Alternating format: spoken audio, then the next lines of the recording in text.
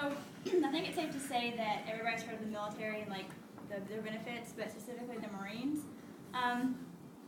My references is PFC, Justin Householders, like he's a Marine. So to start off, the benefits, the main ones are they pay for like everything. It seems like it's pretty incredible. They pay for all your medical. So even like if the Marine gets married, and it's a male Marine, they get married to a female, and she gets pregnant, like all the medical bills for that is paid for. So you don't have to worry about that. And normally like new parents kind of struggle a little bit, like bills and stuff. They also pay for all your like utility bills for your home if you live like on base and stuff like through them. So like your lights, water, all that stuff, and you also get like an allowance for money, like a month. So for example, like once I get married to him, we're gonna get $500 a month for food, which like I don't know, we don't eat that much. I think it's crazy, but it's cool.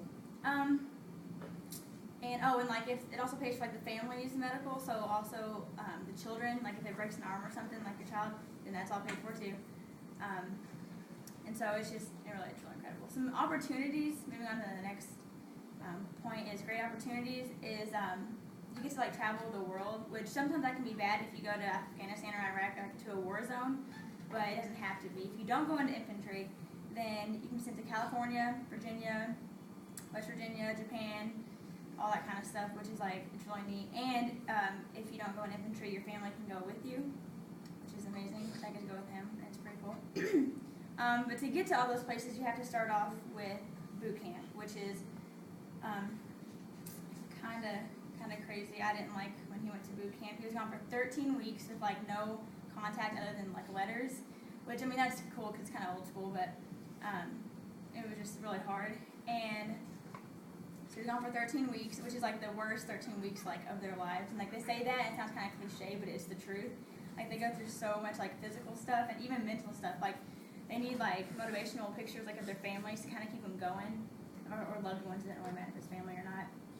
And because it's really hard to like make it through there without anybody at all, and like you don't know anybody going in. Sometimes you might, but it's very rare if you do. Okay, so since November, and the benefit thing that's been going on since November 10th, 1775. So I don't know, I just think it's cool. Okay.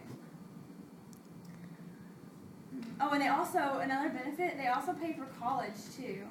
Like even for like if I didn't go to college through UPS or anything and I stayed with him and did college through that, they paid for mine too. And I'm not even a Marine or anything. I was married to one. So that's pretty cool. And like your kids and everything. And back to traveling. The reason why like they wouldn't send you with them if they were in infantry is because they was into a war zone. And since they were the Marines were the first ones called, and they're all like on the front line, like that raises your chances even more of like not being able to go. And basically, if they're in infantry, there's no way you're going with them, and that kind of sucks. They could be gone like months, even years at a time.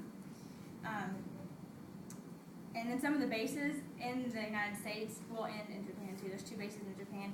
Is like Pendleton, California, Miramar, California, which is where my Marine is. Quantico, Arizona, Cherry Point, North Carolina, and New River, South Carolina. That's only a few. There's like quite a few more. And but so he was at boot camp at Parris Island, and there's also one in San Diego. But I really don't. So my viewpoint of like what I'm talking about is from Parris Island, not from San Diego, which are kind of the same thing, but then again, not really. There's differences.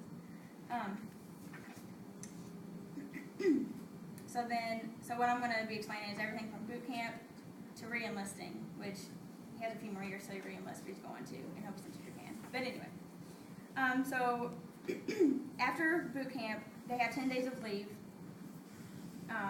and so they can come home and see their families and everything. But after the 10 days, they go to MCT, which is Marine Combat Training, and that's in North Carolina. It's in North Carolina. And so they're there for a couple months, which they're not supposed to have their phones. My Marine took their phone. He didn't get in any trouble, but you're not supposed to. It's supposed to be like the whole 13-week boot camp thing, but